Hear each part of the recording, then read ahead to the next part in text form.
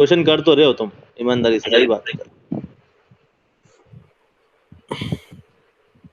Sir yes sir वो R2 की value आप निकाल के बताना। मैंने कम से कम 5 जनों को पूछी, किसी से भी नहीं निकली सर। वह तो मैं निकाल के बताऊंगा। हाँ मैं भेजना आप, निकाल के व्यवस्थित निकाल फोटो के भेजना। भेजूंगा, हाँ व्यवस्थित फोटो भेज दूंगा। अभी मैंने कहा ठीक है यहाँ सर। भेज रखा था। रवि से भी नहीं निकली सर इवन। क्या बात कर रहा? हाँ तो फिर मैं निकाल के भेज दूंगा। निकालना सर। और ठीक है मैंने ना? कम से कम 10 बार ट्राई वो किया सर। 10 बार ट्राई किया ना? हम्म चलो कोई बात नहीं, अब मैं निकाल के भेजूंगा तुम्हें, है ना? हम्म। अब अपने कॉलम में देखो, सबसे पहले क्वेश्चन क्या क्या आते हैं उस पर बात करता हूँ, है ना? ये चैप्टर पास कराने वाला चैप्टर है, ठीक है ना? तो इस चैप्टर में क्वेश्चन क्या क्या आता है, मैंने लास्ट ईयर के पेपर्स देखे हैं। पेपर्स में मुझे क्वेश्चन क्या मिलता है? क्वेश्चन जनरली आते हैं आपके, पहला क्वेश्चन आएगा आपका आयलर थ्योरम के ऊपर। आयलर थ्योरम के ऊपर डेरिवेशंस आएंगे कॉलम के, है ना? ये जो फॉर्मूला है ना आपका, पाई स्क्वायर ई आई अपॉन एल का स्क्वायर पी का, इस पे आपके डेरिवेशन आता है एक तो, ठीक है, जो पिछले पेपर से पूछा जा रहा था। लेकिन लास्ट ईयर आपके पेपर में क्या आया था? लास्ट ईयर आपके पेपर में आया था सीकेंट फॉर्मूला, है ना? हाँ सर। जो आज से पहले कभी नहीं पूछा गया था, जो इवन मैंने भी मेरी एमटेक से पहले नहीं पढ़ा था, ठीक है, क्योंकि वो कभी पूछा ही नहीं गया। हम लोग वहां तक जाते ही नहीं। हम लोग आयलर्स फॉर्मूला पढ़ते हैं, रेनकाइन फॉर्मूला पढ़ते हैं, उस पर न्यूमेरिकल करते हैं, दैट्स इट, चैप्टर का एंड होता है। लेकिन पिछली बार पेपर किसी नो सीखे ने बनाया था, तो तुम्हारे क्या इंपॉर्टेंट चीज तो स्किप कर दी और खतरनाक चीज दे दी। बच्चों के बारे में सोचा ही नहीं उसने, ठीक है ना? तो लेकिन अब वो तो था एक्सेप्शन, तो अपन सीकेंट फॉर्मूला तो करेंगे ही, ठीक है। लेकिन एज यूजुअल जो एग्जाम में आता है, जो important exam point of view से, उसको भी साथ में पहले करेंगे, क्योंकि पेपर ये तो मान के चलो पिछली बार जो पेपर था वो बाय मिस्टेक था, ठीक ना? तो अब उसमें छोटे क्वेश्चन क्या क्या आएंगे, छोटे क्वेश्चन क्या क्या आएंगे वो पहले मान लो। सबसे पहले तो पूछेगा कि व्हाट इज स्ट्रट या फिर व्हाट इज कॉलम, सबसे पहले छोटा क्वेश्चन होगा, है ना? फिर होगा कॉलम के फेलियर के टाइप, जो पिछली बार पूछा गया था ना। मैंने एक फोटो भी भेजा ग्रुप में छोटा, उसमें लिखा हुआ फेलियर ऑफ कॉलम को समझाना है, 2-3 टाइप है आपके समझाना है।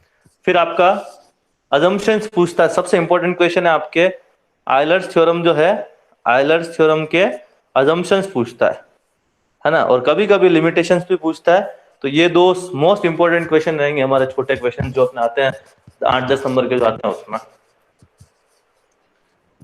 ठीक। फिर अपन रेनकाइन पे जाएंगे, फिर अपन सीकेंट पे जाएंगे, है ना? और आइलर्स के ऊपर न्यूमेरिकल्स और रेनकाइन के ऊपर न्यूमेरिकल्स करेंगे, ओके?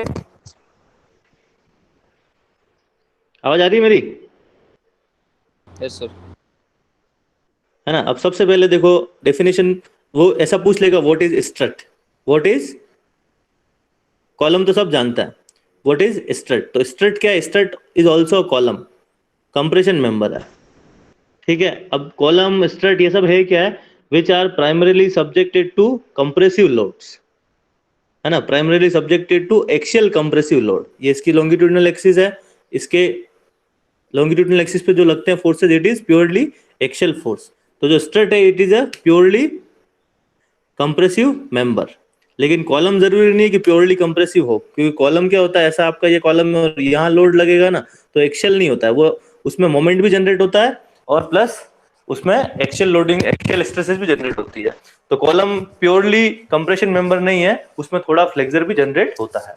अब उससे आपको अपन उसमें नहीं जाते इन डेप्थ में, अपन यहाँ बात करते हैं कि पहले सबसे पहले वो क्वेश्चन पूछ ले व्हाट इज स्ट्रट या फिर व्हाट इज कॉलम, तो हम क्या लिखेंगे which is subjected to axial compressive load, these members are known as column, ठीक है?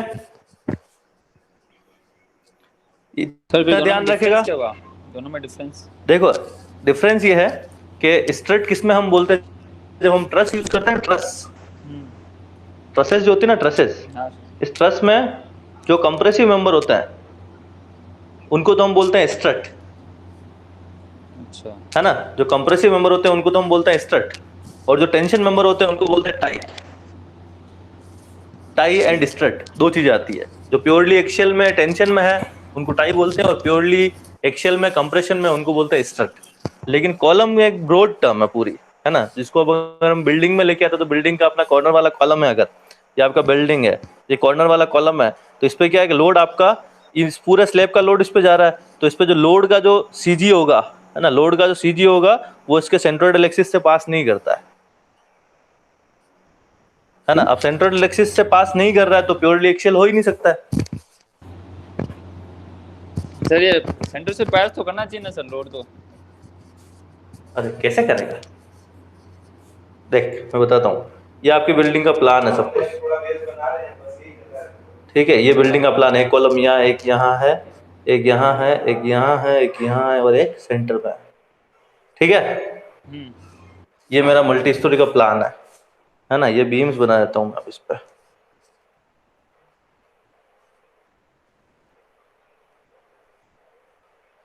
ठीक है। ठीक है। ठीक है, अब बात करते हैं 1 नंबर कॉलम की, इस पे जो रेड किया मैंने,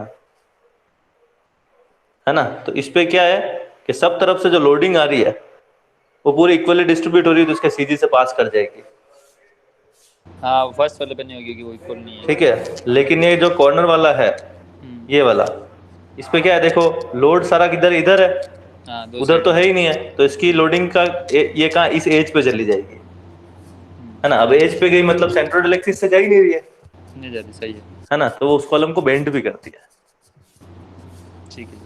ना। लेकिन आपके फिलहाल सिलेबस में जो है वो क्या है, एक्सेल एक्सेल लोडेड कॉलम ही है, ठीक है ना। सोम के सिलेबस में एक्सेल लोडेड कॉलम ही पढ़ेंगे हम लोग। तो आपके फिलहाल अपन यहाँ जाते कॉलम के बारे में पूछे तो कॉलम क्या लिखेंगे, column is a compression member, इतना लिख के छोड़ देंगे, आपको वो 2 नंबर दे देगा, ठीक। ठीक है सर। अब आता है कॉलम का फेलियर कैसे होता है ना। पिछली बार पूछा गया था कि right the types of failure of a column, है ना। तो कॉलम का फेलियर कैसे होता है, अब देखो समझना कि एक तो कॉलम बनाया मैंने ये, और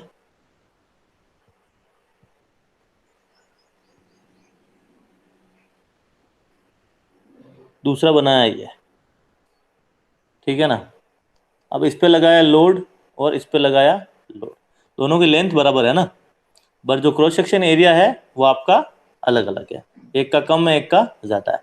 अब इस पे जब लोड लगाऊंगा मैं, है ना, तो इस पे जब लोड लगाऊंगा तो इसमें क्या होगा कि ये लोड की वजह से ये कंप्रेस होगा। अब कंप्रेस होगा तो इसके बीच में कहीं ना कहीं से फेल हो जाएगा, है ना, क्रश हो जाएगा। क्या होगा, क्रश हो जाएगा, ये यहाँ से टूट के ऐसे इसमें फेलियर होगा और ये टूट के पोर्शन अलग आ जाएगा, ठीक है ना। लेकिन अगर मैंने इस ग्रीन वाले पे लोड लगाया, इधर इस वाले पे, है ना, तो ये क्या होगा, लोड लगाने पे स्लेंडर मेंबर है ये, तो ये क्या इस तरीके से टूटेगा नहीं, ये इस तरीके से बेंट हो जाएगा, होगा ना, हाँ सर। है ना, क्योंकि क्रॉस सेक्शन एरिया कम है तो बेंट हो जाएगा। तो जिनका क्रॉस सेक्शन एरिया कम होता है लेंथ के रेस्पेक्ट में, है ना, उनको बोलते हैं हम लोग स्लेंडर कॉलम। क्या बोलते हैं, स्लेंडर कॉलम, स्लेंडर कॉलम्स, है ना। और जिनको क्रॉस सेक्शन एरिया ज्यादा है ना, इन स्लेंडर कॉलम से, उनको हम बोलते हैं शॉर्ट कॉलम्स। क्या बोलते हैं, शॉर्ट कॉलम्स।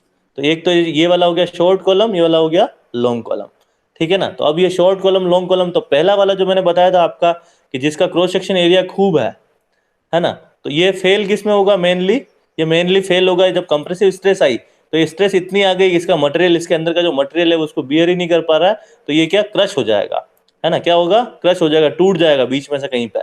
जैसे आप क्यूब तोड़ते हो ना लैब में, हाँ सर। लैब में क्यूब तोड़ते रहेगा किसने, तो वो क्यूब जो तोड़ते हो आप यूटीएम में, वो क्या है आपके एक तरीके से शॉर्ट कॉलम है ना, जो मेनली फेल किस में होता है, क्रशिंग में होता है, ठीक है। लेकिन प्रैक्टिकली अगर देखा जाए तो कोई भी कॉलम शॉर्ट होता ही नहीं है। कॉलम हम यूज करते हैं तो भैया कॉलम की तो लेंथ ज्यादा ही होगी, हम लोग प्रैक्टिकल सेंस में देखें तो वहां पे सारे कॉलम ऑलमोस्ट लॉन्ग ही होता है ना। तो अब यहाँ पे जो शॉर्ट कॉलम है, ये जो फेल हुआ, ये फेल हुआ due to crushing, due to crushing. क्या ध्यान रखोगे, ड्यू टू क्रशिंग। और इसी क्रशिंग को बोलते हैं due to direct compressive stress. क्या बोलते हैं? Direct compressive stress. ठीक है, ठीक है सर। पहला समझ में आया। अब सेकंड वाला हाँ सर। आपका लॉन्ग कॉलम हुआ अगर, है ना, इस तरीके से लॉन्ग कॉलम हुआ, तो लॉन्ग कॉलम पे जैसे ही आपका लोड लगेगा, ठीक है ना, तो ये इस तरीके से बेंट हो जाएगा, है ना। अब बेंट होगा तो भैया एक तो ये लेंथ तो एच थी आपकी, लेकिन जैसे ही बेंट होगा तो बेंट होते उसकी हाइट तो कम हो जाएगी ना। Yes sir. तो हाइट कम हो जाएगी तो जो स्लैब है वो स्लैब नीचे नहीं आ जाएगा, बीम नीचे Yes, नहीं आ sir. जाएगी, तो वो क्या है, सर्विसिबिलिटी से आउट हो गया। तो एक तरीके से आप ये मान सकते हो जैसे ही वो आपका कॉलम बेंट हुआ तो उस कॉलम को अपन क्या मान लेते हैं, फेल मान लेते हैं, है ना, क्योंकि एक लिमिट है। ये जो डिफ्लेक्शन हुआ ना, इसका हॉरिजॉन्टल डिफ्लेक्शन हुआ, इसकी एक लिमिट हम बर्दाश्त कर सकते हैं, इससे ज्यादा कि हम लोग बर्दाश्त नहीं कर पाएंगे, क्योंकि वो फेल नहीं होगा, वो फेल नहीं होगा, लेकिन वो क्या है कि बाकी मेंबर्स को सबको डिस्टोर्ट कर देगा, डिफ्लेक्ट कर देगा इस एक कॉलम के बकलिंग की वजह से। तो इसको बोलते हैं हम बकलिंग फेलियर। क्या बोलते हैं? Buckling failure. कॉलम टूटता नहीं है, इसमें बकल हो जाता है। ठीक है, इसमें इसको क्या बोलते हैं हम, बकलिंग फेलियर। ठीक,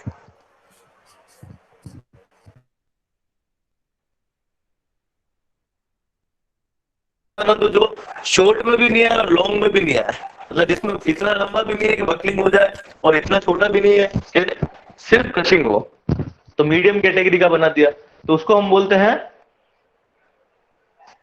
वो किस में फेल होगा, उसमें क्या है कि थोड़ी सी तो बकलिंग होगी और बाकी क्रशिंग हो जाएगी, तो वो किस में फेल हो रहा है, combination of direct compressive stress and buckling stress.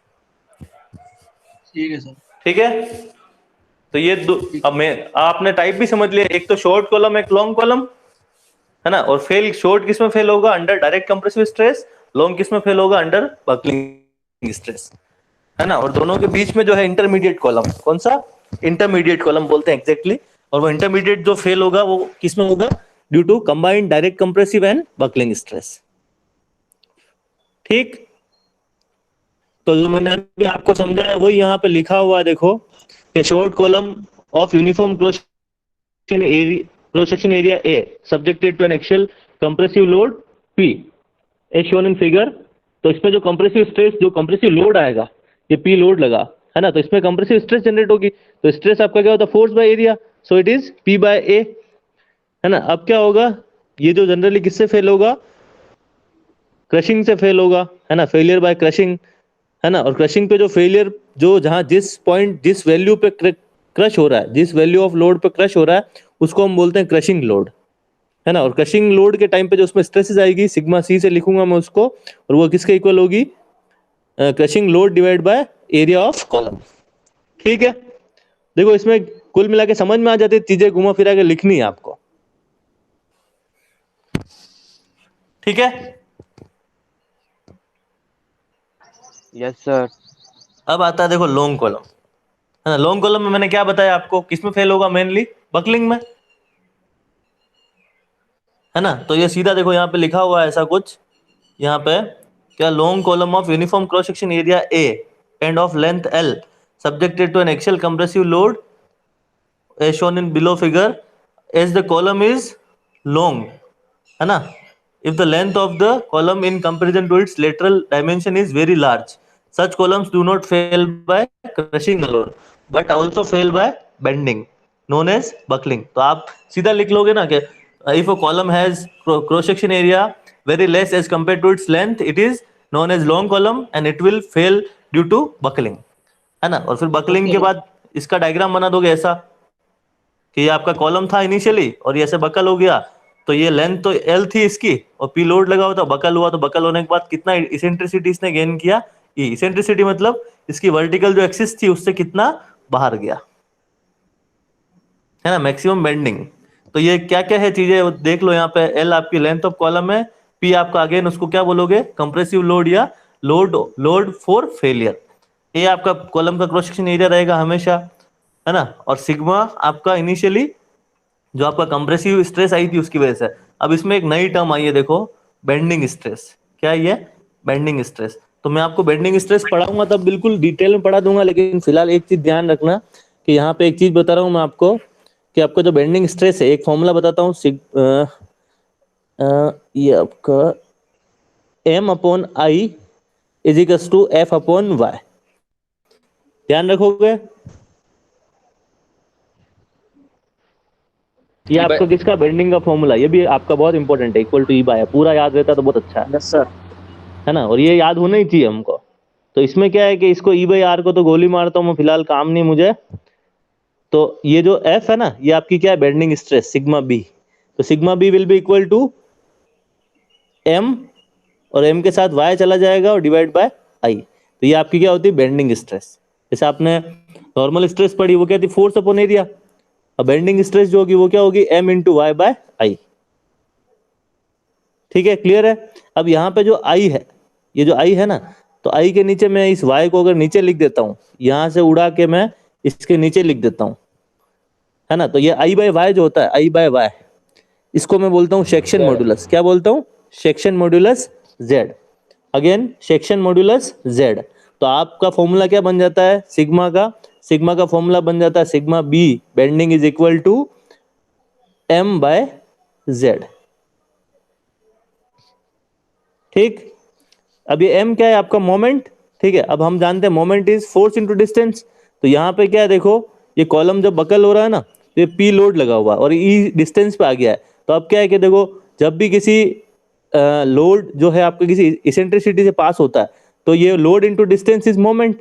तो यहाँ पे एक मोमेंट जनरेट होता है which will be equal to p multiplied by e। तो m equal to p into E. तो आपने फॉर्मूला बनाया था भैया कि आपका sigma B is equal to M by Z. तो m को आप कैसे लिख सकते हो, m equal to p into E by Z. ठीक है, तो ये काम आएगा, वहां पे वापस डिराइव कराऊंगा। एक बार इनिशियली सिर्फ इंट्रोडक्शन दे रहा हूं, इसको यहां तक समझ के छोड़ दो। ठीक है, अभी डिराइव कराऊंगा पूरा तुमको मैं। ठीक है, तो आप जब इस पूरा चैप्टर को कंप्लीट कर दोगे ना, तो आप ज्यादा अच्छी कंडीशन में रहोगे, आप एक्सप्लेन कर लोगे what is failure of long column and what is failure of short column. ठीक है, तो बेसिक आपको मैंने इंट्रोडक्शन तो दे दिया। ठीक, ये सब इतना सब लिखने की जरूरत नहीं है ना, फिलहाल अभी वो वहां तक क्लियर करो। ठीक है, सिर्फ फेलियर बताना लॉन्ग कॉलम और शॉर्ट कॉलम का। ठीक है, पिछली बार क्वेश्चन आया था, देखो ये देखो मैंने आपको भेजा था ना, आपको भेजा क्या, ये आपका स्क्रीनशॉट्स,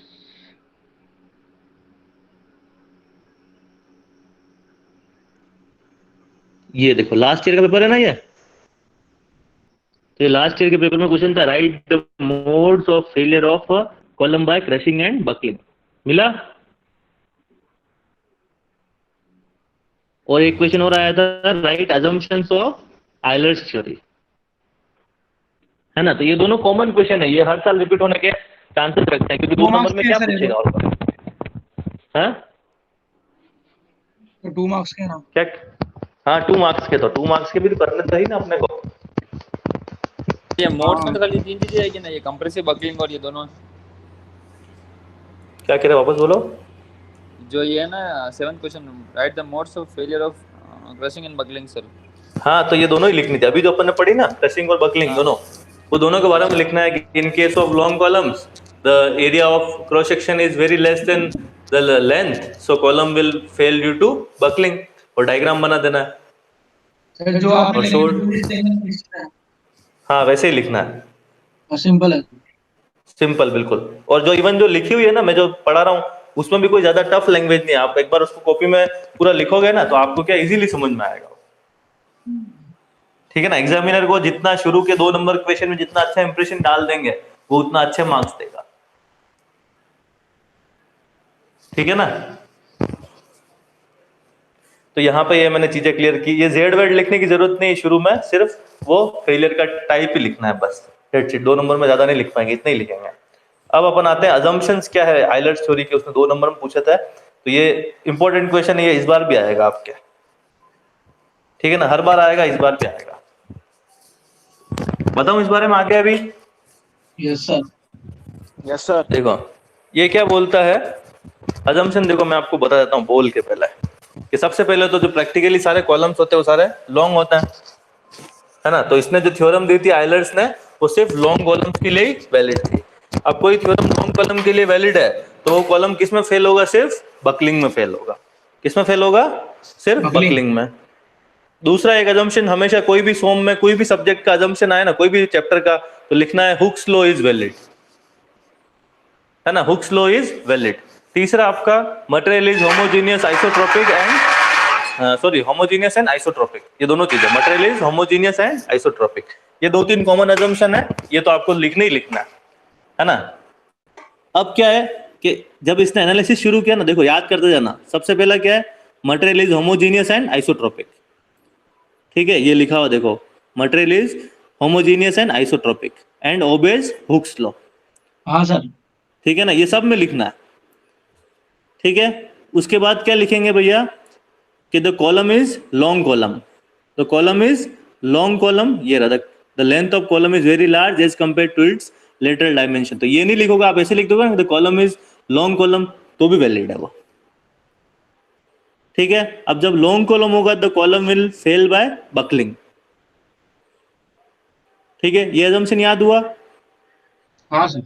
ठीक है। चौथा इंपॉर्टेंट अजम्पशन क्या है कि आपका जो कॉलम है ना, इनिशियली हम उसको क्या मानते हैं? वर्टिकल कंडीशन में वो भी स्ट्रेट, बेंट, ऐसा बेंट हुआ हुआ नहीं मानता है ना, ऐसा बेंट नहीं मानते हैं उसको, इनिशियली स्ट्रेट मानते हैं, और वो भी प्योरली वर्टिकल मानता है, ठीक है ना। तो यहाँ लिखा हुआ है तो column is initially perfectly straight and load is applied axially, आपका जो लोड है वो भी क्या लग रहा है? एक्सियली लग रहा है, इसके सेंट्रोइडल एक्सिस से पास कर रहा है, ये अजम्पशन है इसका, ठीक है। उसके बाद कॉलम जो है, तो कॉलम का जो क्रॉस सेक्शन है, मतलब ऊपर से लेके नीचे तक इसकी पूरी लेंथ में आप देखोगे तो हर जगह से इसका जो क्रॉस सेक्शन है, इसका विड्थ और डेप्थ बी और डी, यहाँ से आप कट करके जब इसका सेक्शन देखोगे तो हर जगह आपका वो सेम है,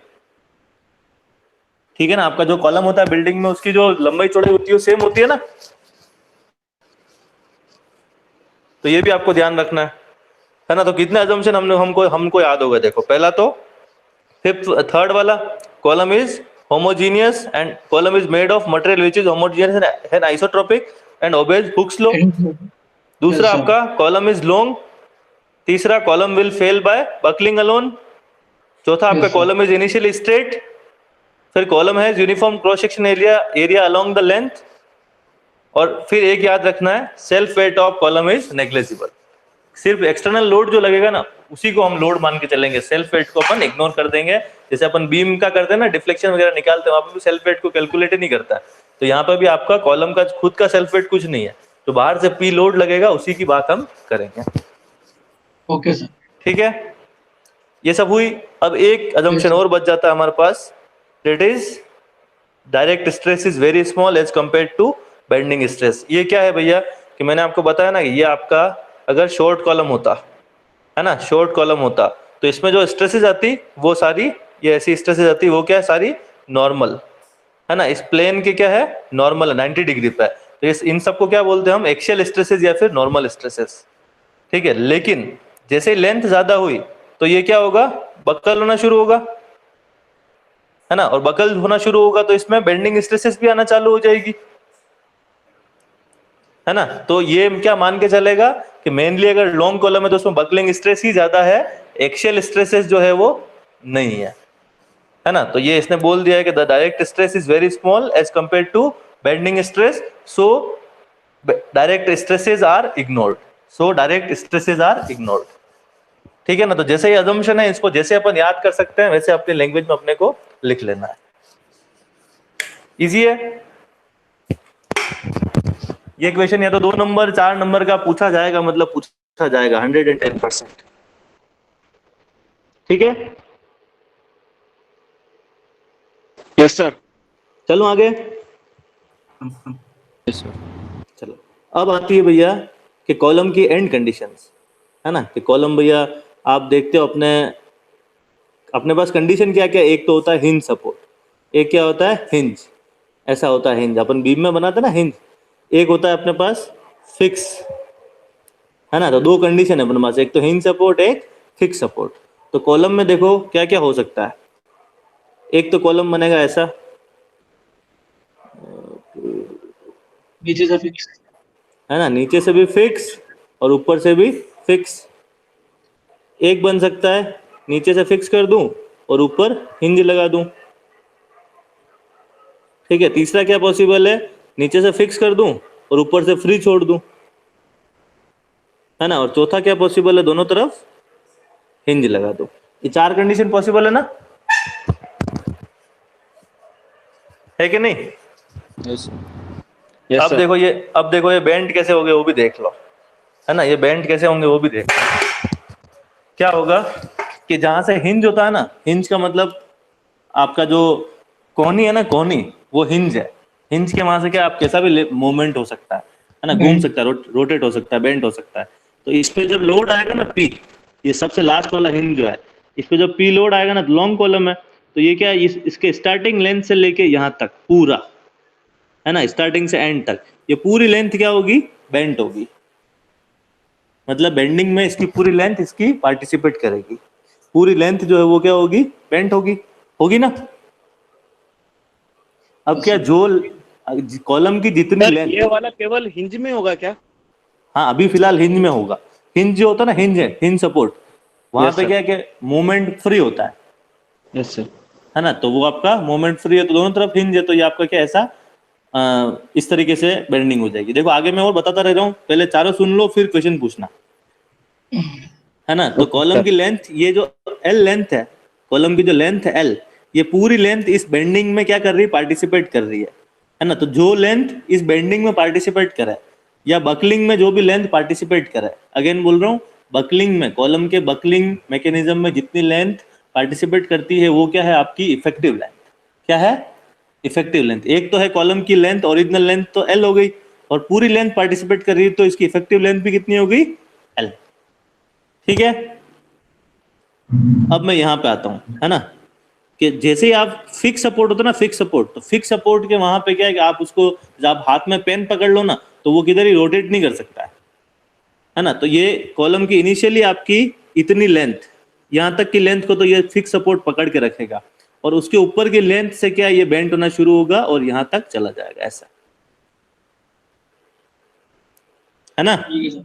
तो ये तो ही थी कॉलम की इनिशियली पूरी लेंथ एल, और जितनी बेंट हुई ना, ये इसकी क्या हो गई, इफेक्टिव लेंथ। इफेक्टिव। ठीक है, यहां तक कोई परेशानी? No sir. No sir. ठीक है, अब मैं इस पे आता हूँ, दोनों तरफ फिक्स पे। दोनों तरफ फिक्स पे क्या होगा, दोनों तरफ थोड़ी थोड़ी लेंथ तो पकड़ के रखेगा, और फिर ये इस तरीके से आएगी, और फिर वापस ये बीच में से। थोड़ी थोड़ी लेंथ सिर्फ बीच में से ही रोटेट करेगा, हाँ तो बीच वाली है ना। effective इसकी length। इफेक्टिव लेंथ और कम हो जाएगी, है ना, क्योंकि जो बकलिंग में पार्टिसिपेट कर रही है वो लेंथ आपकी कम होती रहती है। अब ये जो है इधर वाला एक एंड फ्री वाला, ये कैसे बेंट होगा, अरे ओ, अरे ओ। नहीं नहीं नहीं नहीं। है ना। इसमें लोड शुरुआत में लग तो रहा ऐसे रहेगा, फिर ये इस तरीके से बेंट हो जाएगा, है ना, क्योंकि ऊपर तो फ्री है, तो ये इधर भी जा सकता है, इधर भी जा सकता है, कहीं पे भी जा सकता है ना। सर। यस, सर जैसे ये दोनों साइड से हिंज और एक साइड से हिंज, अब इनको अपन प्रैक्टिकली यूज लेते हैं क्या? प्रैक्टिकली देखो, ये कंप्रेशन मेंबर पढ़ रहे हैं हम, है ना, तो ट्रस में जो मेंबर होते हैं ना, दोनों तरफ से हिंज होता नहीं नहीं अच्छा हाँ, ट्रस्ट में तो है ना। लेकिन अपने जो स्टोरी में अपन आरसीसी बिल्डिंग की बात करें, तो ये यूज करता है फर्स्ट वाला। फर्स्ट वाला, दोनों तरफ से फिक्स वाला। ठीक है सर। ठीक है ना, ट्रस में ये यूज करते हैं। सर ठीक अपन है, इसको डायरेक्ट से पता लगाते हैं कि सर इधर लेफ्ट होगा कि राइट होगा? नहीं तो लेफ्ट राइट कोई भी हो सकता है, अपन एक मोड पढ़ते हैं, किधर ही फेल हो, फेल तो होना ही, वो ऐसे ही होना जी सर। है ना। वो तो डिपेंड करेगा वो किधर बकल होता है, जिधर से लोड आएगा उधर से बकल होगा, ऐसा कोई सर्टेनिटी नहीं है कि किधर जाएगा। जी सर। ठीक है ना। तो अब ये वाला जो, ये वाला केस है ना, ये वाला एक एंड फ्री वाला, इसका कोई एक केस दिमाग में आता है तुम्हारा? बिजली का खंभा देखा है? हाँ सर। हाँ सर। वो क्या क्या होता है वो? इसमें सर ज़्यादा अगर हाइट तक होता है तो सर फिर वो बेंड होने लग जाता है। ऐसे एक पेड़ हो गया। ये एंड कंडीशन है उसकी, है ना, जैसे पेड़ हो गया, है ना, तो ग्राउंड से तो फिक्स और ऊपर से फ्री। ठीक है, तो उसको जब डिजाइन करेंगे ना इलेक्ट्रिक पोल को, है ना, जिसपे वायर्स नहीं है, अपने सिर्फ लाइट्स वाला है, वो किससे, इसके हिसाब से चलेंगे। ठीक है उज्जवल। सेकंड वाला सर, सेकंड वाला प्रैक्टिकल केस तुम लोगों को अगर बताया जाए, हम कैसे बताएं, ये फिलहाल मैंने कहीं देखा नहीं, देखो इसको, ठीक है है ना, कोई मिलेगी कंडीशन तो बताऊंगा, याद आ जाएगा तो। ठीक। ठीक है चलो, तो अब इन चारों का आपने ये तो देख लिया बकलिंग कैसे होती है। ठीक है, मतलब फेलियर कैसे होता है, और बकलिंग में जो लेंथ पार्टिसिपेट करती है उसको हम क्या बोलते हैं, इफेक्टिव लेंथ। Active line. ठीक है, अब एक चीज और देखना, है ना, मैं आपको एक चीज बताऊं कि ये कॉलम है आपका, अगर ये आपका यहाँ से मैं फिक्स कर देता हूँ, चलो इसको, ठीक है ना, तो ये बेंड कैसे होता है, इसको आड़ा बना दो तो कोई दिक्कत नहीं है, चलेगा सर। है ना, ये वही कॉलम है ना, उसको आड़ा कर दिया मैंने, है ना। अब इसका क्या है कि बेंड कैसे होगा, ये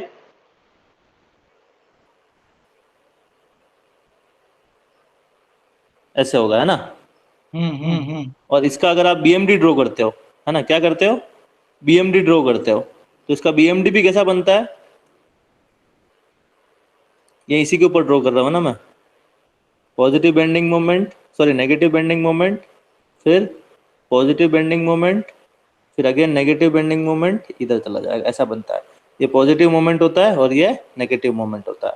अगर आप फिक्स बीम में आपको पढ़ाऊंगा ना, अब ये स्ट्रक्चर एनालिसिस में तब बता दूंगा मैं आपको, है ना, पिछले सेमेस्टर में आप सब लोग पास हुए, वहां पे भी देखा है ना। तो यहाँ पे इस तरीके से बनता है, तो जहां से ये बेंट होना शुरू हुआ ना, जहां से ये बेंट होना शुरू हुआ, वो आपके क्या पॉइंट है, वो पॉइंट से जहां पे बेंडिंग मोमेंट कितना है आपका, 0 है। क्या है, 0 बेंडिंग मोमेंट कितना है, 0। और उन पॉइंट्स को क्या बोलते हैं, पॉइंट ऑफ कॉन्ट्राफ्लेक्सर। कॉन्ट्रास्ट। क्या बोलते हैं, पॉइंट ऑफ कॉन्ट्राफ्लेक्सर। ठीक है ना। लेके आएगा उसको बोल रहे हैं नो बोल लगाऊंगा। हाँ दर्शन वापस बोलो। सॉरी सर, कुछ नहीं ना, चलो, तो इधर है ना, तो ये आपके, अब आपको इफेक्टिव लेंथ की डेफिनेशन पूछूं मैं, what is the effective length of column, तो आप क्या बोलेंगे, it is the distance between two consecutive point of contraflexure. क्या बोलोगे, it is the distance between two consecutive, मतलब पास पास वाले consecutive if point of contraflexor in a column which length participate in the buckling mechanism। ठीक, समझ में आई, distance between 2 point of contraflexor and this length participate in the buckling mechanism। ठीक है ना, तो ये Yes, चार sir. एंड कंडीशन थी। अब इन चारों एंड कंडीशन में इफेक्टिव लेंथ कितनी होती है ना, इफेक्टिव लेंथ कितनी होती है उसकी बात करते हैं। चारों कंडीशंस मैंने यहाँ पे दिखाई आपको। अब इफेक्टिव लेंथ कितनी होती है कि दोनों एंड अगर हिंज्ड है ना, दोनों एंड अगर हिंज्ड है आपके, जैसे ये वाली कंडीशन है, तो इसमें पूरी लेंथ पार्टिसिपेट कर रही है, तो effective length is equal to complete length. ठीक है, लेकिन जैसे ही आपकी क्या है कि लेंथ आपकी एक फिक्स कर दिया और एक हिंज कर दिया, तो आपकी इफेक्टिव लेंथ कम हो गई ना। तो कितनी कम होती है, लगभग मान के चलो 25% कम हो जाती है।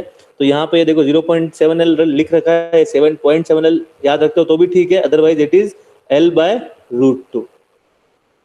क्या याद रखोगे, है ना, और दोनों फिक्स में 50%, 25 इधर की और 25 इधर के। ठीक है ना, तो वो बन जाता है आपका L/2। ठीक है, और अब लास्ट वाली कंडीशन बताइए, एक एंड फ्री हो, तो ये कैसे रोटेट होता है, ये ऐसे रोटेट होता है। तो अपने को पॉइंट ऑफ जीरो मोमेंट मिला ही नहीं, तो एक तो यहाँ जीरो होता है, तो फिर अपन इस कर्व को आगे एक्सटेंड करते हैं ड्यू टू इलास्टिक थ्योरी, इस कर्व को पूरा करने के लिए। और ये जो पूरी लेंथ बनती है क्या बनती है, 2L, जो पार्टिसिपेट कर रही है बकलिंग में, डेट इज 2L।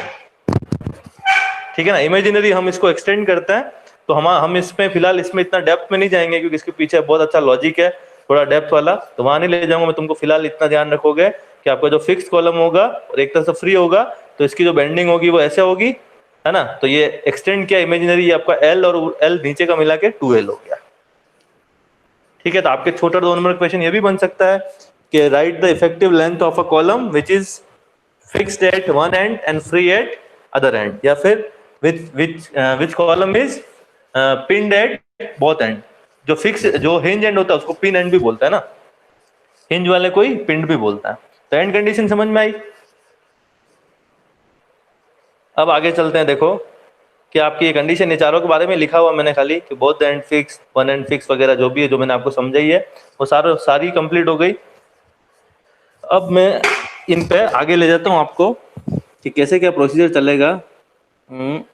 यहाँ से है ना, ये यहाँ से क्या हम जब आगे डेरिवेशंस करेंगे, है ना, जब आगे डेरिवेशंस करेंगे, देखो न्यूमेरिकल करने का तो सिंपल फॉर्मूला, नहीं तो न्यूमेरिकल में कोई उलझने वाली बात नहीं है। आपको मैं ये कंडीशन समझ में आ गई, चारों इफेक्टिव लेंथ याद हो गई, तो एक ही फॉर्मूला याद करेंगे, P equal to pi square EI/L²। मेरे को याद है, वैसे तुमको भी याद होना चाहिए, पाई स्क्वायर EI/L²। P क्या है आपका? क्रशिंग लोड, वो फाइनल लोड जिस पे कॉलम बकल हो जाएगा। पाई सबको पता ही है। E की वैल्यू क्वेश्चन में गिवन होगी। आई की वैल्यू, आई क्या है आपका? मोमेंट ऑफ इनर्शिया, है ना, मोमेंट ऑफ इनर्शिया, वो मैं निकालना आपको भी बता दूंगा। और एल आपकी कॉलम की इफेक्टिव लेंथ, क्या है आपकी? Effective length. तो आपकी इफेक्टिव लेंथ ये वाला केस होगा लास्ट कोने वाला तो 0.5L हो जाएगी, ये वाला केस होगा तो 2L हो जाएगी। तो इसके ऊपर मैं न्यूमेरिकल भी आपको जल्दी करवाने वाला हूँ, ठीक है? ठीक यस सर। है ना। अब देखो इसको करना कैसे है ना, न्यूमेरिकल कैसे करेंगे, डेरिवेशन कैसे करेंगे। तो डेरिवेशन एक यहाँ पे डिराइव करवा रखा है मैंने, इसको मैं तुम्हें सॉल्व करवाता हूँ। इसकी साइन कन्वेंशन की फिलहाल जरूरत होगी तो मैं फिर से ले आऊंगा, इस पर फिलहाल जरूरत मुझे नहीं है, ठीक है। तो एक चीज आपको पता है भैया, यहाँ से मैं शुरू करता हूँ, रुको।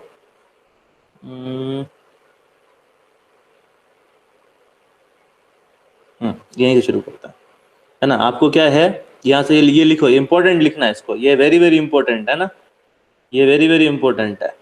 आपको क्या करना है? Derive an expression for crippling load when both ends of column are hinged. ये बहुत इंपॉर्टेंट है आपके लिए, ठीक है। ये पिछले साल के पेपर को छोड़ के हर पेपर में पूछा जाता है।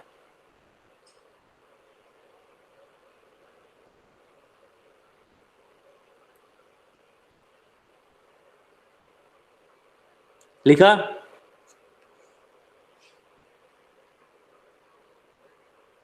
अब लिखो भैया, consider a column, consider a column, लिख रहे हो ना? सर कंसीडर, सर इसी के अंदर लिखना क्या? नहीं नहीं, आपकी कॉपी में लिख लो, इसी, हाँ इसी के अंदर, हाँ हाँ सर ठीक है। ना। Consider a column AB of length L and of uniform cross section area which is hinged at both ends A and B. which is Which is hinged at both ends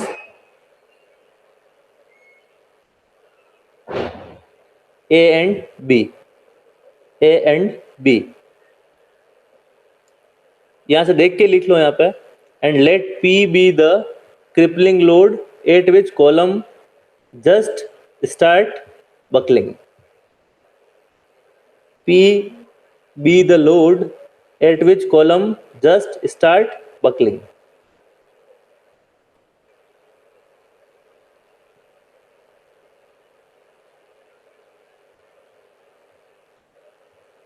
And due to this crippling load, the column will deflect like a curved foam as shown in figure.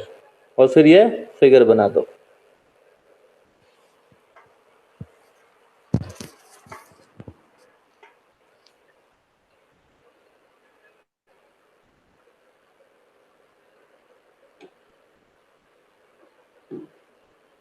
बनाया? एक second sir.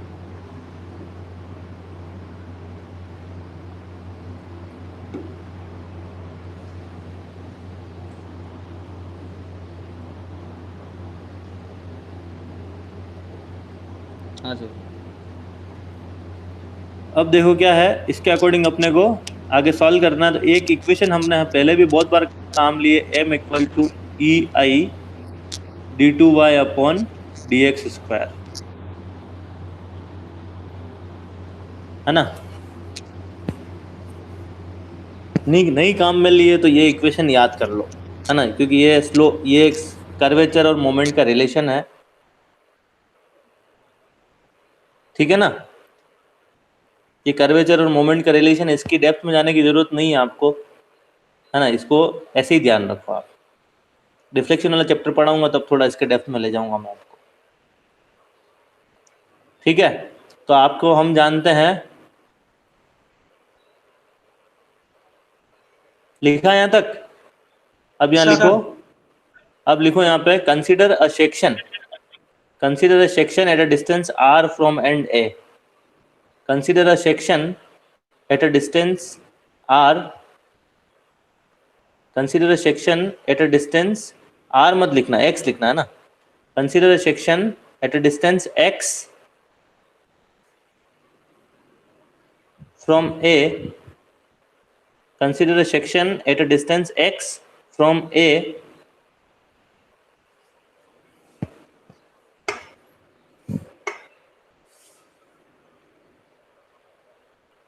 दोनों side से hint.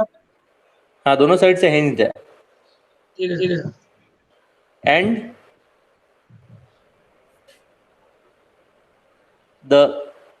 And y is the bending distance. Y is the lateral displacement लिख लेना, y is the lateral displacement, या deflection लिखोगे तो भी चलेगा। y is deflection, ये जितना इधर टर्न हुआ ना, तो ये डिस्टेंस जो थी अपने x पे, ये क्या हो गई आपकी y is deflection। x तो क्या था, a पॉइंट से डिस्टेंस, और y क्या हो गया आपका डिफ्लेक्शन, ठीक है ना। ये जो आपका था ना, यहाँ पे तो x हो गया, ये x है ना, और ये आपका क्या हो गया y, ठीक है। अब इसके हिसाब से हम जानते हैं भैया कि आपका यूं लिखोगे, as we know, as m is equals to ei d2y by dx square. लिखो ये, as m equal to ei d2y by dx square, है ना। अब यहाँ पे जो m है, ये m इक्वल टू क्या हो जाएगा, p मल्टीप्लाइड बाय e,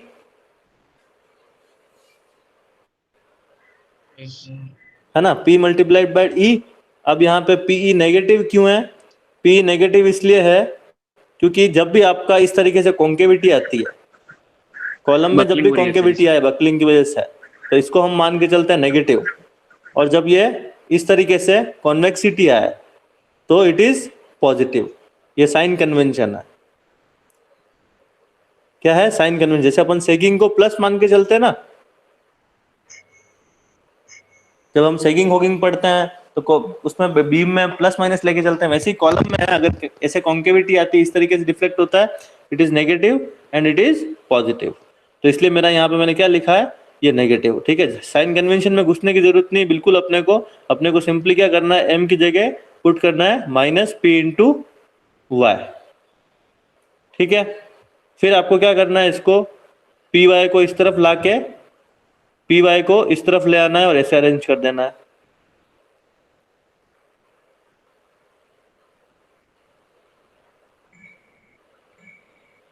ठीक। फिर क्या करोगे, ई से डिवाइड कर दोगे पूरे को, तो ये ई से डिवाइड करोगे तो इधर जीरो के नीचे आएगा, तो वो तो गायब हो गया, और इधर बन जाएगा d2y plus P Y upon E I. तो ये आपकी इक्वेशन बन गई। अरे वाई कहाँ से आया? ये p इंटू वाई वाला, हाँ सर। ये देखो, ये जो पॉइंट है ना, ये जो पॉइंट है ना, इस पॉइंट पे मोमेंट निकाल रहे, कितना मोमेंट जनरेट हुआ। तो ये p तो लोड हो गया और y यहाँ की डिस्टेंस हो गई, ठीक है ना। तो ये आ गया। अब क्या है, आप लोग इंजीनियरिंग मैथमेटिक्स पढ़ते हो ना, तो वहां पे क्या सॉल्यूशन पढ़ते हो, ऐसी जब भी सेकंड डिग्री इक्वेशन होती है तो आपका सॉल्यूशन ऐसा आता है CF प्लस PI, है ना, निकालते हो ना। मैथ्स पढ़ी है तुम लोगों ने? Yes sir. है ना। देखो मेरे को भी ज्यादा नहीं आती मैथ्स, सीधी बात बोल देता हूँ, मैं काम की नहीं तो मैं पढ़ता नहीं हूँ मैथ्स, ठीक है ना, लेकिन इसमें मैथ्स आपकी काम में आएगी, ठीक है ना। तो यहाँ पे इसको जब सॉल्व करते हैं तो इस तरीके से सॉल्व करते हैं तो अपन सीधा लिखेंगे, है ना। जैसे इसने लिखा है ना कि the solution of about differential equation can be y equal to, ये एक्सप्रेशन अपने दिमाग में याद करना पड़ेगा, इसका और कोई अल्टरनेट नहीं है, क्योंकि डिराइवेशन पूछा जाएगा तो आपको ये याद होगा तो ही लिख पाओगे। सॉल्व करने बैठेंगे तो मैथमेटिक्स का एक पूरा क्वेश्चन हो जाता है 16 नंबर का, है ना। तो इसको सॉल्व नहीं करना, सॉल्व करना समझदारी भी नहीं है, ठीक है। अपन उसको सीखने नहीं जाएंगे अभी। तो सिंपल क्या लिखोगे, y इक्वल टू c1 कोस, ये x के साथ ये वापस c2 x और ये अंदर रूट के अंदर ये डायरेक्ट याद ही करना है, इसका मेरे पास कोई सॉल्यूशन नहीं है। ठीक है ठीक है ठीक है ना। ये मैं पढ़ाता भी नहीं हूँ, कैसे आया और ना बताने की इच्छा है तुमको, किसी को नहीं बताया था। ठीक है सर। ठीक है। अब क्या है अपने को यहाँ तक, अगर ये इस डेरिवेशन में ये याद है ना तो ऊपर तो कुछ था ही नहीं, सिर्फ यही याद रखना है, ये फॉर्मूला, है ना। तो एग्जाम के टाइम पे लास्ट में इसको देख के जाना, कैलकुलेटर पे लिख के ले जाना इसको, हाँ सर। ठीक है ना। हाँ लिख के ले जाना, इसमें क्या याद नहीं रहेगा तो लिख के ले जाना, ठीक है। अब क्या इसमें अपने को मेनली ये आने के बाद कुछ नहीं, डेरिवेशन में अपने को C1 की वैल्यू निकालनी है और C2 की वैल्यू निकालनी है और इसमें डाल देनी है, दैट्स इट। ठीक है। अब C1 C2 की वैल्यू कैसे निकाला है ना, कैसे निकाले C1 C2 की वैल्यू, कि अपना देखो जो y है ना, y क्या है आपकी, ये डिस्टेंस है ये वाली, है ना। तो एक तो इस एंड पे y कितना 0 है ना, मतलब x इक्वल टू ये पे 0 है। 0 पे y इक्वल टू 0 है, और एक यहाँ पे आपका x कितना l हो जाता है, तो एक x इक्वल टू l पे y इक्वल टू 0 है ना, है कि नहीं। सर ये x इक्वल l क्यों होगा, l की बात हो रही है ना। देखो x की शुरुआत हुई यहाँ से, ऐसे ऊपर बढ़ रहा है x, है ना। तो यहाँ पे तो है 0, फिर 1 2 3 और यहाँ l पहुंच जाएगा, है ना। पूरी लेंथ कितनी l, तो x जब यहाँ तक पहुंच जाए तो यहाँ x इक्वल टू l और यहाँ पे x इक्वल टू 0, बीच में बात करें तो x equal to l/2। x क्या है, ये डायरेक्शन है, इस डायरेक्शन में आप सेक्शन कहीं पे भी ले सकते हो। तो अपन ने अभी जो फिलहाल लिया ना वो एक आर्बिट्रेरी सेक्शन लिया, हाँ ये लिया, इसके हिसाब से एनालिसिस कर रहा हूँ, पूरे के लिए वैलिड है ना। तो यहाँ पे अपने को दो कंडीशन मिल जाती है, क्या है दो कंडीशन, एक तो x इक्वल टू 0 पे y इक्वल टू 0, एक x इक्वल टू l पे y इक्वल टू l 0, है ना। दोनों जगह y 0 है, तो अपन क्या इन दोनों बाउंड्री कंडीशन का काम में लेंगे, इनको बाउंड्री कंडीशन भी बोल सकते हो, है ना। तो अपन क्या करेंगे, पुट करेंगे at x equal to 0 y equal to 0 put करेंगे, है ना। तो इस इक्वेशन में देखो y इक्वल टू 0 रखा, यहाँ सोल्व करते जाओ, ये इक्वेशन लिख ली। हाँ सर। ये लिखने के बाद लिखो at x equal to 0 y equal to 0, यहाँ सीधा यहीं से लिखो at x equal to 0 y equal to 0। So आप रखोगे इसमें अगर वैल्यू, तो देखो y 0 रखा, ये 0 रख दिया, इधर C1 कोस x की जगह कितना रखा आपने 0, तो 0 रखते ही अंदर पूरा क्या हो गया 0 हो गया, और कोस 0 कितना होता है, कोस 0 कितना होता है 1, है ना। तो पहले मैं कोस 0 ही लिख देता हूँ, चलो एक बार, फिर C2 के साथ अंदर क्या आ जाएगा कोस 0, तो ये बन गया C2 into 1 plus C2 into 0, sign 0 0 होता है ना, और कोस 0 1 होता है। तो इस तरीके से मेरा क्या मिल गया, C1 इज 0, क्या मिल गया, C1 इज 0, ठीक है। अब रखते हैं अपन सेकंड कंडीशन, अपने को क्या मेनली यहाँ पे C1 C2 की वैल्यू निकालनी है बस, तो C1 की तो आ गई, अब C2 की और निकालनी है। तो C2 के लिए मैंने क्या बताया, आप क्या रखोगे x equal to l and y equal to 0, ठीक है। तो पहले C1 की वैल्यू निकाल लो, यहाँ तक हो गया। Yes sir. अब लिखो Yes, sir. अब लिखो at x equal to l y equal to 0,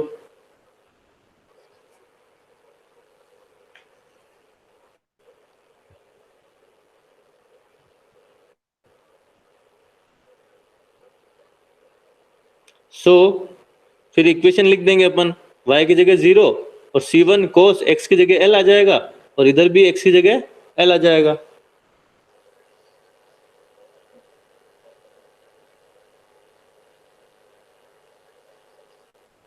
अब इधर C1 जो था C1 अपना कितना आया ऊपर 0, है ना, तो पूरी टर्म 0 हो गई।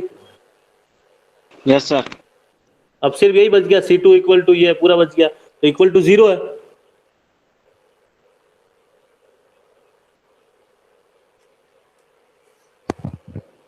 है ना, तो इसका मतलब, है ना, तो इसका मतलब क्या होता है, इसका मतलब होता है कि या तो C2 0 है या फिर ये 0 है ना, दो चीजें ना भाई, दर्शन इंटू आकिब इक्वल टू 0, है ना, तो इसका मतलब क्या है, तो दर्शन 0 है या आकिब 0 है ना, क्योंकि अगर इस इक्वेशन में दोनों ही 0 हुआ है, इस इक्वेशन में दोनों ही 0 हुआ है, ये जो इक्वेशन है, अगर C1 भी 0 हो गया, C2 भी 0 हो गया, तो फिर y सीधा सीधे 0 हो जाएगा, जो पॉसिबल नहीं है। तो जब C1 0 हो गया तो C2 0 नहीं हो सकता है। Yes sir. है ना, तो इसलिए क्या है कि यहाँ पे क्या होगा आपका कि C2 तो 0 नहीं होगा।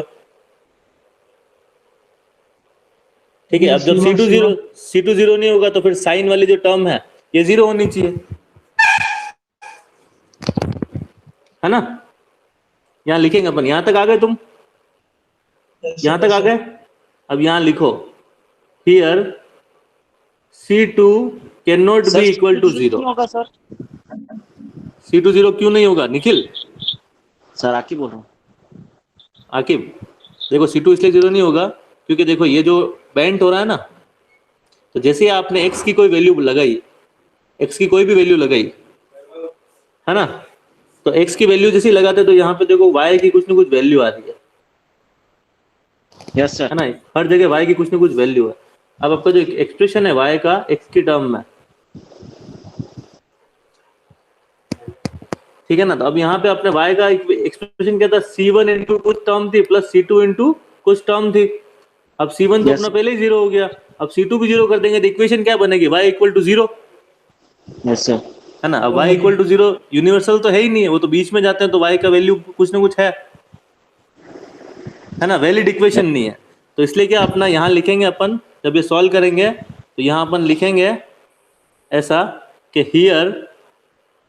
Here C2 can not be equal to 0, है ना। So sine L into root P by EI will be 0। ठीक है, देखो रीजन यहाँ पे लिखा है, लेकिन अपने को अपनी इजी लैंग्वेज में चलने देना है। So sine L into root P by E equal to 0। अब देखो, जब साइन थीटा इक्वल टू 0 होता है, तो साइन थीटा 0 कब होता है, जब थीटा कितना हो, 90 डिग्री। Yes sir. साइन 90 तो 1 होता है रे, 0 और 180 पे सर। 0 और 180 पे, है ना। तो यहाँ पे देखो ये आपका साइन n पर जब 0 साइन कब होगा, जब साइन 0 N हो पर एंगल, या 0 हो एंगल, या 2 पाई हो, 3 पाई हो, ये सब। तो आपका क्या, जैसे साइन हटाया, इधर से साइन हटाया तो इधर क्या आ गया, sine inverse of 0। Sine inverse 0 का मतलब 0 पाई, 2 पाई, 3 पाई। तो इस तरीके से L upon L into root P by E कितना हो गया, ये हो गया। तो आपको क्या है कि इसके लीस्ट प्रैक्टिकल वैल्यू ले लिया आपने, है ना। यहां से क्या उठा लिया, पाई उठा लिया, 0 नहीं उठा के पाई उठा लिया, क्योंकि 0 उठाएंगे तो अगेन वहां 0 हो जाएगा।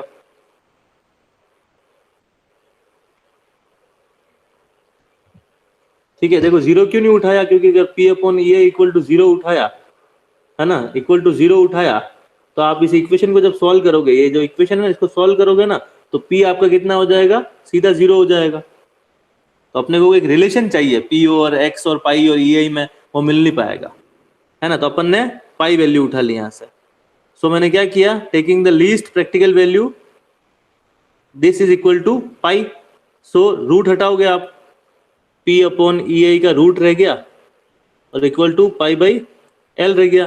अब ये रूट उड़ाओगे, चिड़िया इधर जाएगी, सॉरी टोपी इधर जाएगी, तो इधर जाके चिड़िया बन जाएगी, तो ये pi square by L square हो गया,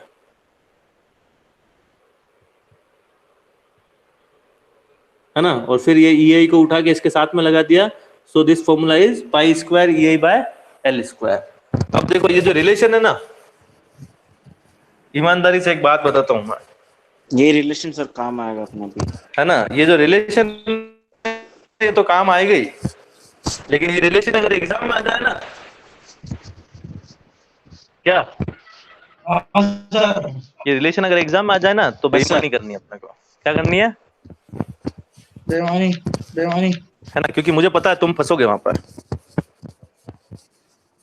मैथमेटिकल कैलकुलेशंस में फंस जाओगे। है ना, हाँ तो सर अपने को बिल्कुल, क्या हाँ करना सर है कि बिल्कुल। ऊपर से चालू करना है इसको, यहां से है ना, डायग्राम बनाना व्यवस्थित ऐसा बढ़िया, ठीक है, कौन क्या है लिख देना ऐसा बिल्कुल व्यवस्थित, और फिर यहां से चालू करने के बाद बीच में कुछ ही करना बोले, ठीक है, कुछ भी करना आराम से, और नीचे आके यहाँ पे वैल्यू लिख देना बस कि आपका पी कितना आ गया, पाई स्क्वायर ये बाय एल स्क्वायर, इसको बड़े बड़े अक्षरों में ऐसे बॉक्स बना के स्टार लगा देना ऐसा,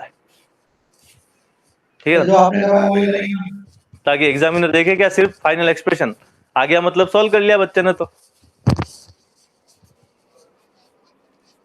ठीक ना उज्जवल, क्योंकि मुझे पता है Yes, sir, एग्जाम में समझ अगर गए। आएंगे ना तो फंसेंगे अपन इसमें, तो अपने को साम Yes, दाम sir. दंड भेद नंबर चाहिए, Hmm. ठीक है, Yes, sir. और एग्जामिनर आपकी कॉपी चेक करता है 2 मिनट में,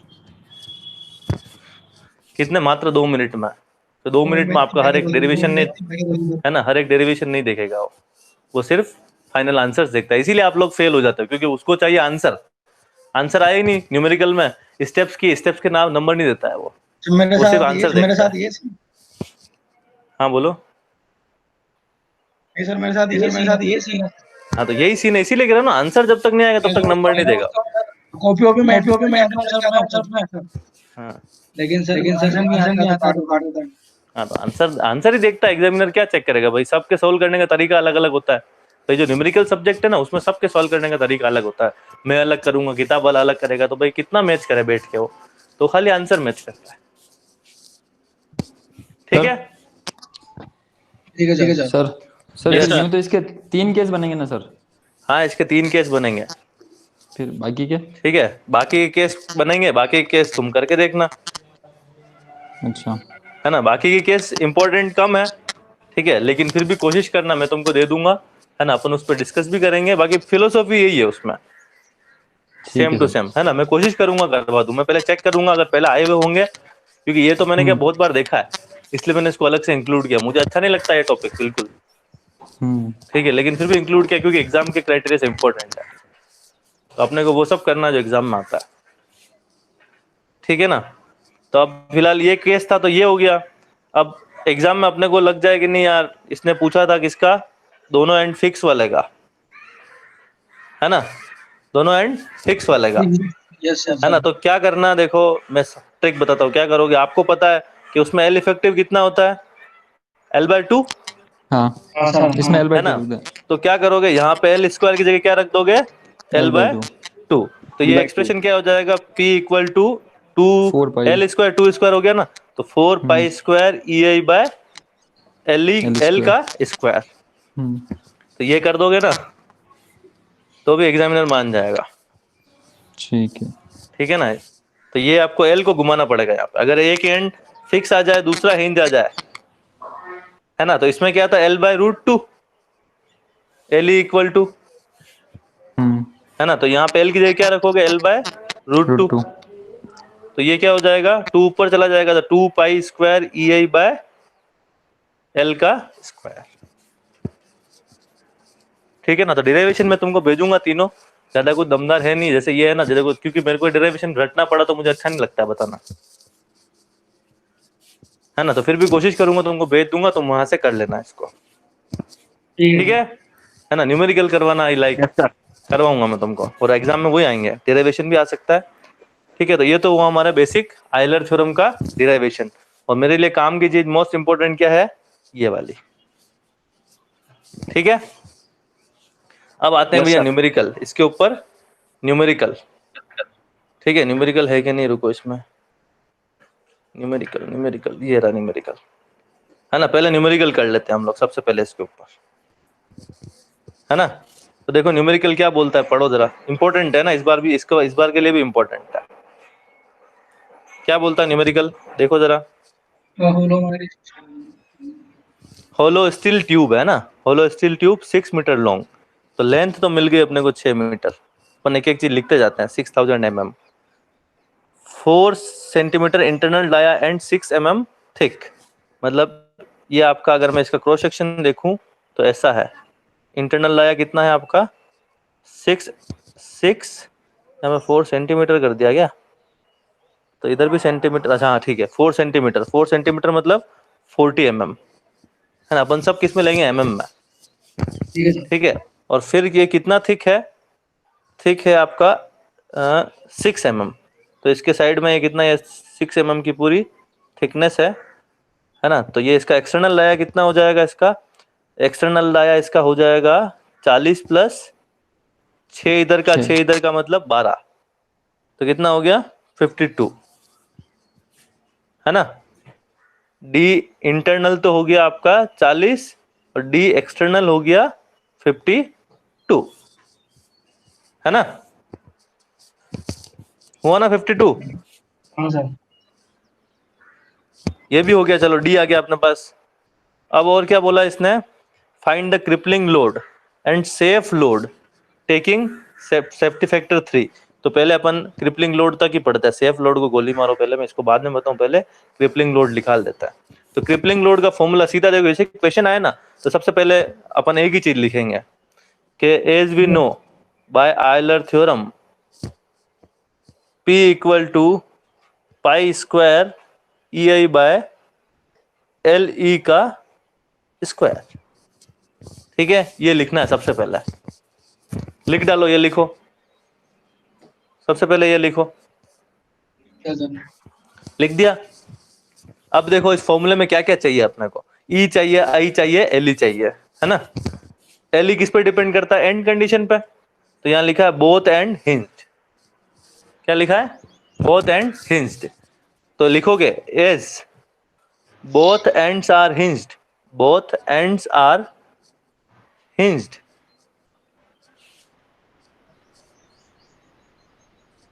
so LE equal to L हाँ सर। है ना, और इज इक्वल टू कितना हो जाएगा 6000 mm, ठीक है ना। अब यहाँ पे देखो ये क्वेश्चन अगर आएगा ना सिर्फ एंड कंडीशन बदलेगी वहां पे, है ना। अगर वो बोलते दोनों एक एंड फिक्स है तो कितना हो जाएगा 0.5 L या L/2 बोल लो, और एक एंड फिक्स और एक एंड हिंज बोल दे तो L/√2। तो ये जो वैल्यू है ना L की, L इफेक्टिव की, वो तो आपको ध्यान रखनी पड़ेगी, ठीक है सर। ठीक है। तो यहाँ पे अपने पास अब क्या क्या चाहिए, तो LE तो मिल गया मेरे को, pi square EI by LE square में LE तो मिल गया, ठीक है। E मेरे को गिवन है। अब बचा I, है ना। I है होता है मेरा मोमेंट ऑफ इनर्शिया, क्या होता है मोमेंट ऑफ इनर्शिया। अब देखो मोमेंट ऑफ इनर्शिया क्या होता है, सबसे पहले वो देखते हैं।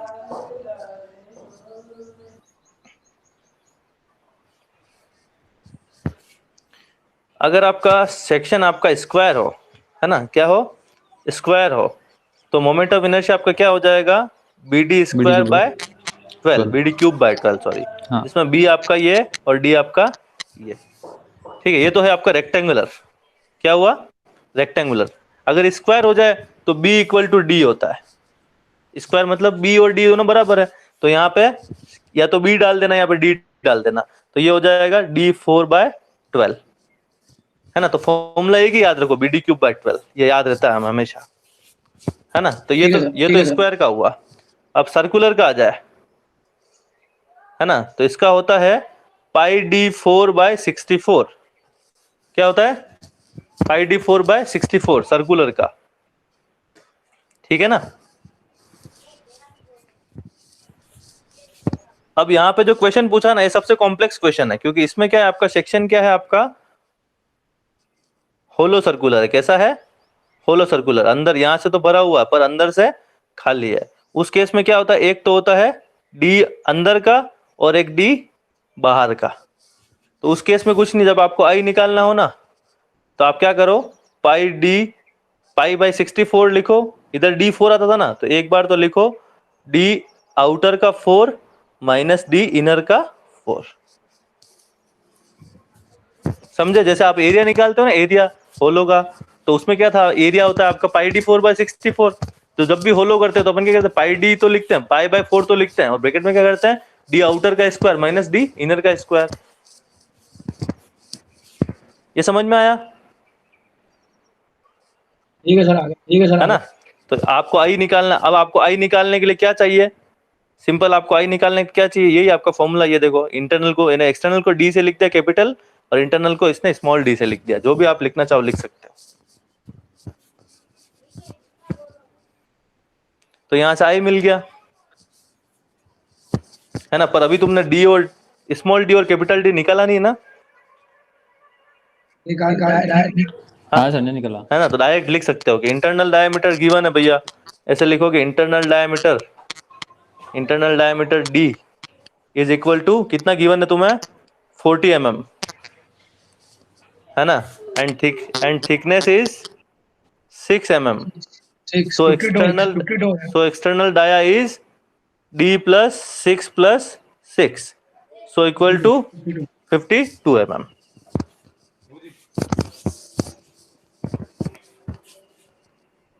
ठीक है, तो अब भैया रख दो इसमें। सर इसने तो ये 5 और 4 लिख रखा है सर। अरे ये हाँ सर, गलत है, हाँ सर। पागल आदमी है, तुम लिखो 52 का स्क्वायर माइनस 40 का स्क्वायर। 40 का स्क्वायर।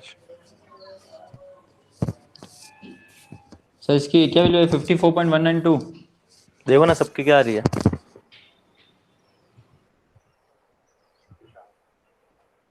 तुम्हारी यही आ रही है क्या वैल्यू, देखो इसकी 54.192 सर, नहीं ये नहीं आ रही है। तुम्हारी क्या आ रही है, 54 सर। 54 आ रही है, हाँ किस की आ रही है 54, सर 54.1 आ रही है।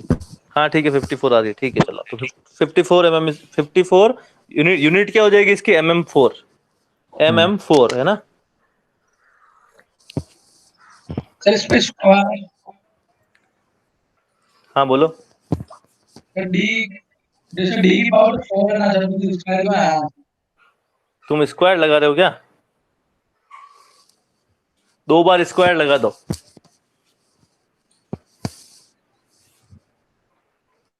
क्या कह रहे हो वापस बोलो, समझ में नहीं आया मुझे। जैसे कि इसमें आया ना पाई अपॉन 64 डी, सर ये आउटर वाला और इंटरनल वाला। डी आपका 52 का 4 हाँ माइनस 40 का 4 ही किया ना तुमने, 2 तो नहीं कर दिया, स्क्वायर तो नहीं कर दिया, हमें वही पूछा था, आपको भी लिखा था। नहीं वो गलत लिखा था,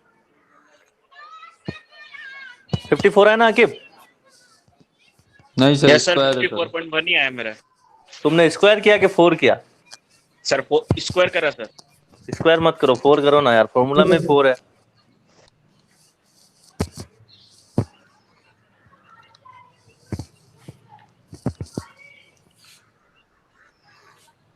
सर 233 इंटू 10 माइनस +3। जो भी आ रहा है लिख लो, हाँ यही आएगा।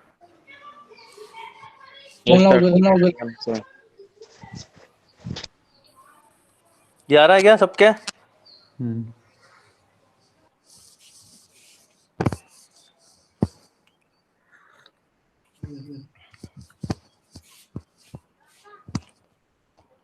अब आपके पास सारी वैल्यू आ गई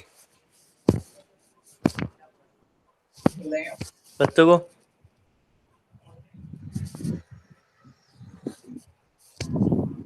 अब आप क्या करो, वैल्यू रख दो इसमें,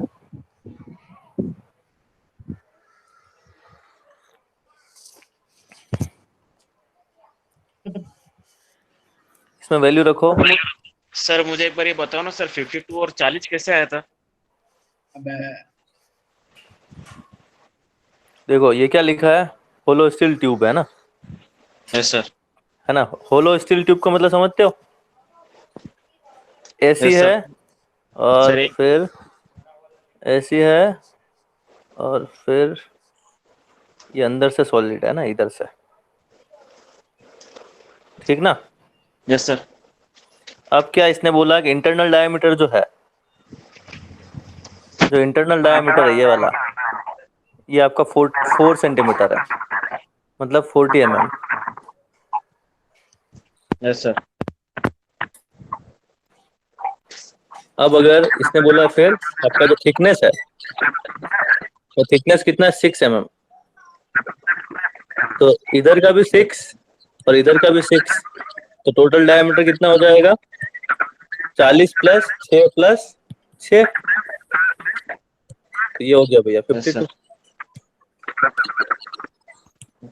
ठीक ना? तो ये आपके इसमें रखो वैल्यू।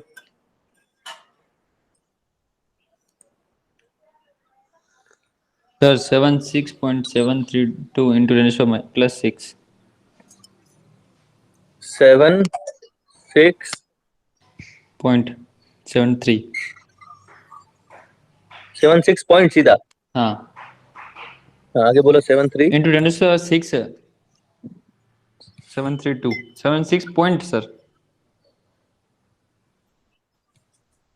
76.7 into 10 power 6। सर ठीक इसकी है, whatever यूनिट जो भी। सर इसकी यूनिट क्या होगी? न्यूटन अपन मीटर mm स्क्वायर? न्यूटन, न्यूटन खाली न्यूटन ही होगी? लोड है ना। तो सर जैसे अपन इसके अपन डायमेंशन से कैलकुलेट करते हैं, ई की तो न्यूटन अपन mm स्क्वायर और आई के आई mm की 4। mm4 और नीचे अच्छा स्क्वायर, नीचे एल स्क्वायर है सर। हाँ एल स्क्वायर है ना, तूने एल हाँ स्क्वायर किया ही नहीं ना। हाँ नहीं किया सर। वापस सोल्व कर। हम्म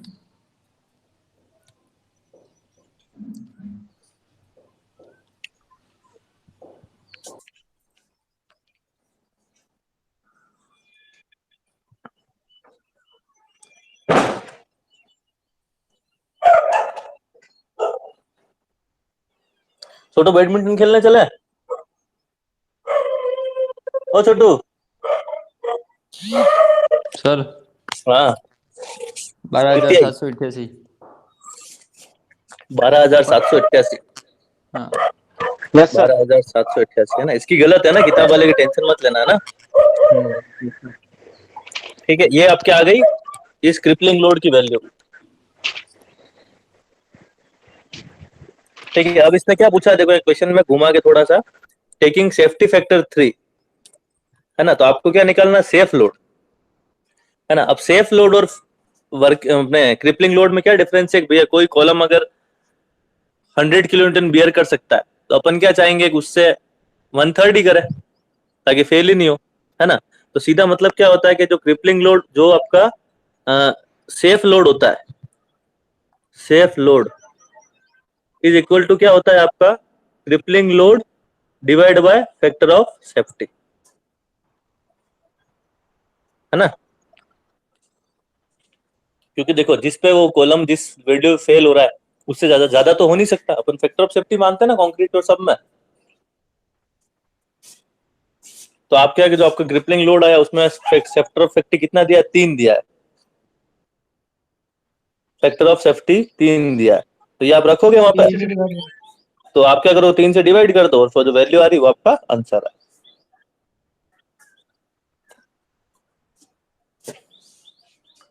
ठीक,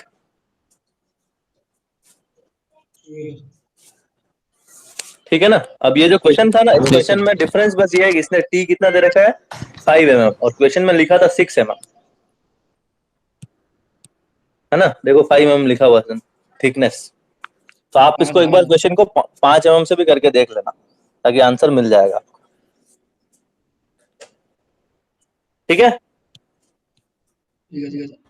सर इसने ये डी चलो plus I two hope T you कर रखा एंजॉयड है द सर। सेशन। हाँ, D + 2T कर रखा है सर। अरे 2T तो करेंगे ही ना यार। डी 2T मतलब 40 प्लस हाँ दो ही साइड की 5 mm थिकनेस, प्लस 5 mm, दो ही साइड। की अपन ने भी तो 6 + 6 किया ना। अच्छा इसने थिकनेस 5 ही ले रखी है। इसने 5 ले ली, क्वेश्चन में ठीक इसका मिस प्रिंट है, 6 गलती से आ गया। हम्म ठीक है, हम्म तो ये एक तरीके से आपका एक क्वेश्चन होगा कंप्लीट, है ना। तो एक क्वेश्चन आज इतना ही करते हैं अपन। ठीक है, सेकंड वाला क्वेश्चन ट्राई करना भली करो, तो मैंने पीडीएफ भेज रखा है, बाकी अपन कल करेंगे। वैसा ही है। ठीक है सर ये एग्जाम कब से है? अरे बेटा एग्जाम अभी कोई फिक्स डेट नहीं आई है। ऐसा होगा कि डेट, एग्जाम की डेट जब चालू होंगे एग्जाम पे धड़ाधड़ होंगे, अच्छा सर। मेरी है ना। तरफ तो मतलब यूं डेट आपकी आ जाएगी लगभग जुलाई में, मान लो यार आप, है ना, क्योंकि तो सेंटर सर अलॉट थोड़ा होने चालू हो देखना गए सर। अपने कॉलेज में भी। अपने कॉलेज में भी सेंटर वेंटर अलॉट होना चालू हो गया, तो अब क्या कि वो सेफ डिस्टेंसिंग के साथ कराएंगे। पहले मेंस होंगे, फाइनल ईयर के मेन होंगे, फिर थर्ड ईयर के होंगे, फिर सेकंड ईयर के होंगे, फिर बैक के एग्जाम हो जाएंगे, तो एग्जाम सारे चलते रहेंगे। और ये सब होंगे जब तक, फिर क्या है कि महीने 2 महीने बाद उसके भी एग्जाम आ जाएंगे 7वें के। 30 अगस्त के बाद होगा। अभी आया 30 अगस्त के बाद होगा। ठीक है सर आप देखना सर, आप मेन ठीक का है ओ, सर, तुम्हारे- R2 करना सर। हाँ मेन भी करानी है सर, ये और बेक का भी कराना सर, देखना सर आप टाइमिंग का जो भी है। Thank you.